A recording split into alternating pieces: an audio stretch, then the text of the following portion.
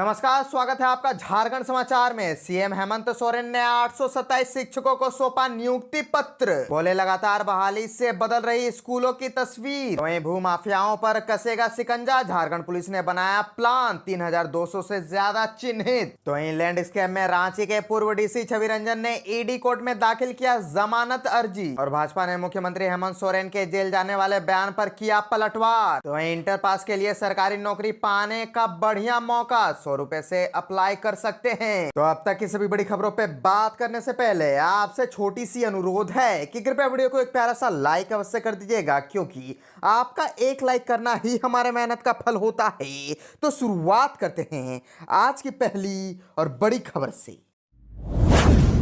इस वक्त की बड़ी खबर झारखंड से आ रही है, जहां सीएम हेमंत सोरेन ने 827 शिक्षकों को सौंपा नियुक्ति पत्र। बोले लगातार बहाली से बदल रही है स्कूलों की तस्वीर। दरअसल झारखंड में अब तक सरकारी स्कूलों की बदहाली की तस्वीर सामने आती थी। भवन तो आलीशान है, उस शिक्षा के मंदिर में बच्चों के भविष्य गढ़ने वाले शिक्षक ही नहीं है, लेकिन झारखंड की हेमंत सोरेन सरकार में लगातार नियुक्ति दी जा रही है। इससे राज्य के सभी विभागों में खाली पड़े पद भरने लगे हैं। इसी कड़ी में रांची के मोराबादी स्थित स्वर्गीय रामदयाल मुंडा मैदान में कार्यक्रम आयोजित कर मुख्यमंत्री हेमंत सोरेन ने 827 माध्यमिक शिक्षकों को नियुक्ति पत्र दिया है। मुख्यमंत्री हेमंत सोरेन ने सांकेतिक तौर पर अपने हाथों से 24 शिक्षकों को नियुक्ति पत्र सौंपा। इस दौरान कार्यक्रम में मंत्री सत्यानंद भोक्ता, आलमगीर आलम के अलावा सांसद महुआ मांझी, शिक्षा सचिव के रवि कुमार समेत कई अधिकारी मौजूद रहे। झारखंड के सीएम हेमंत सोरेन ने कहा कि शिक्षकों की संख्या काफी अधिक है, हमें नियुक्ति पत्र देने के लिए मैदान में पंडाल लगाना पड़ रहा है। हम राज्य को विकास की दिशा में आगे लेकर जाने की लगातार कोशिश कर रहे हैं। सत्ता में आने के बाद कोरोना ने दस्तक दी, इससे ऊपर आए तो विपक्ष ने अपना ताना बाना सुनना शुरू कर दिया। बावजूद इसके हमने राज्य की जटिल समस्याओं को हल किया है।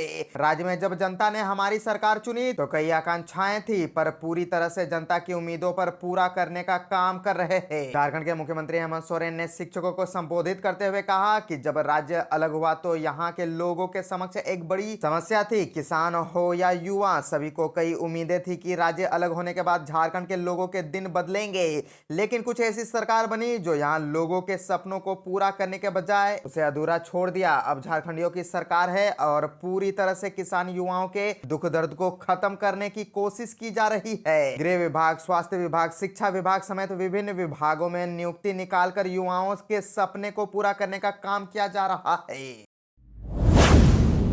और एक बड़ी खबर आ रही है कि झारखंड में इंटर पास के लिए सरकारी नौकरी पाने का बढ़िया मौका, 100 रुपए से अप्लाई कर सकते हैं। दरअसल झारखंड राज्य में इंटर पास युवाओं के लिए सरकारी नौकरी पाने का बढ़िया मौका सामने आया है। जेएसएससी ने Jharkhand intermediate level combined competitive exam 2023 के लिए योग्य उम्मीदवारों से आवेदन मांगे हैं। इसके लिए किसी मान्यता प्राप्त बोर्ड से 12वीं पास किए कैंडिडेट्स अप्लाई कर सकते हैं। इस परीक्षा को पास करने के बाद candidates lower division clerk, clerk कम ऑफिस असिस्टेंट, स्टेनोग्राफर जैसे बहुत से पद पर विभिन्न सरकारी संस्थानों में नियुक्ति पा सकते हैं। इस रिक्रूटमेंट ड्राइव के माध्यम से कुल 863 पद भरे जाएंगे। और आपको बताते चले कि अभी आवेदन शुरू नहीं हुए हैं। आवेदन शुरू होंगे 20 अक्टूबर 2023 से, और इनके लिए फॉर्म भरने की लास्ट डेट 19 नवंबर 2023 होगी। परीक्षा तारीख आदि के विषय में अपडेट जानने के लिए समय समय पर वेबसाइट विजिट करते रहना बहुत ही आवश्यक है। और आपको बता दें कि आवेदन केवल ऑनलाइन होंगे, जिसके लिए आपको झारखंड कर्मचारी चयन आयोग की आधिकारिक वेबसाइट पर जाना होगा।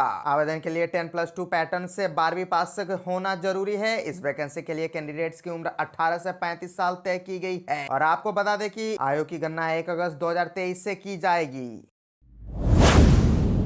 भाजपा ने मुख्यमंत्री हेमंत सोरेन के जेल जाने वाले बयान पर किया पलटवार। दरअसल भाजपा के प्रदेश प्रवक्ता प्रतुल ने कहा कि झारखंड पुलिस भी 41A के तहत हजारों नोटिस निर्गत किया करती है, तो एक केंद्रीय एजेंसी के नोटिस से मुख्यमंत्री इतना परेशान क्यों होकर बेचैन दिख रहे हैं। जाहिर है कि मुख्यमंत्री को पता है कि जजमेंट डे निकट आ रहा है और सारे घपले घोटाले का हिसाब देना होगा। भाजपा के प्रदेश प्रवक्ता प्रतुल सहदेव भाजपा मुख्यालय में मुख्यमंत्री हेमंत सोरेन से यह जानना चाहा कि वह किस आधार पर कह रहे हैं कि उन्हें जेल भेजने की साजिश की जा रही है।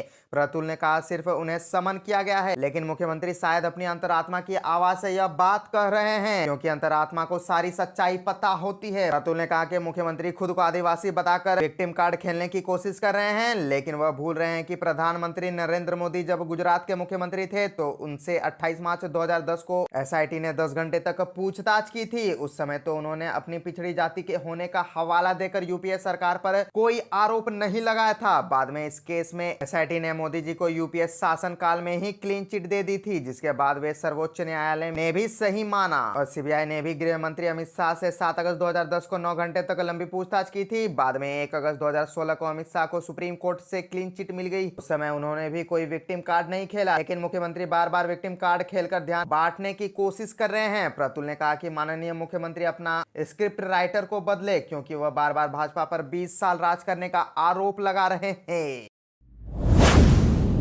लैंड स्कैम मामले में रांची के पूर्व डीसी छवि रंजन ने ईडी कोर्ट में दाखिल की जमानत अर्जी। दरअसल लैंड स्कैम के आरोपी रांची के पूर्व डीसी छवि रंजन ने रांची पीएमएलए के स्पेशल कोर्ट में जमानत याचिका दाखिल की है। इससे पहले उन्होंने लैंड स्कैम से जुड़े दूसरे केस में जमानत अर्जी दाखिल की थी, जिसे खारिज करते हुए अदालत ने उन्हें बेल देने से इनकार कर दिया था। दरअसल ईडी रांची में लैंड स्कैम से जुड़े 2 मामलों की जांच कर रहा है। दोनों ही मामलों में छवि रंजन को अभियुक्त बनाया गया है। फिलहाल जिस केस में उन्होंने जमानत अर्जी दाखिल की है वो चेशायर होम रोड में फर्जी दस्तावेज के सहारे जमीन की खरीद बिक्री से जुड़ा है। छवि रंजन फिलहाल न्यायिक हिरासत में है। ईडी द्वारा गिरफ्तार किए जाने के बाद उन्हें सस्पेंड कर दिया गया है। छवि रंजन ने हाई कोर्ट के अधिवक्ता अभिषेक चौधरी को अपना वकील नियुक्त किया है।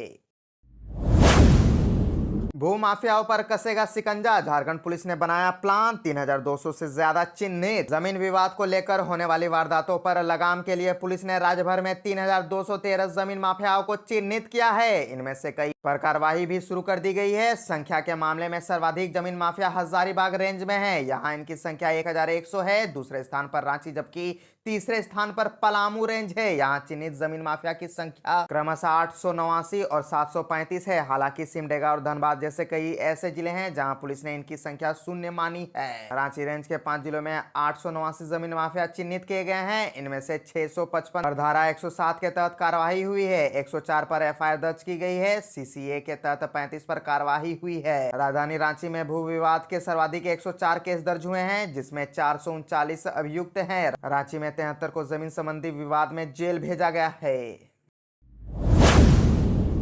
असम के कोकराझार के 4 आदिवासी युवकों को पुलिस ने अवैध हथियार, बम व अन्य संदिग्ध सामान के साथ दबोचा है। पूछताछ में पता चला है कि चारों ने म्यांमार में हथियार चलाने की ट्रेनिंग ली। चारों नेशनल आदिवासी डेमोक्रेटिक फोर्स के सदस्य बताए जाते हैं। चारों का इरादा क्षेत्र में किसी बड़ी वारदात को अंजाम देने का था। यह जानकारी एसपी नौशाद आलम ने प्रेस कॉन्फ्रेंस में दी। एसपी ने बताया कि सूचना मिली कि बरहेट के भेरोडा में असम के कुछ अपराधी जुटे हैं। सूचना पर पुलिस ने गांव की घेराबंदी कर एक घर की तलाशी ली। मौके से 4 युवक को गिरफ्तार किया गया है। साहिबगंज पुलिस ने बताया कि 14 अक्टूबर को खुफिया सूचना मिली थी कि बरहेट थाना क्षेत्र में कुछ अपराधी आए हुए हैं तथा किसी बड़े घटना को अंजाम देने के फिराक में है। प्राप्त सूचना के त्वरित कार्रवाई करते हुए 4 बदमाशों को गिरफ्तार किया गया।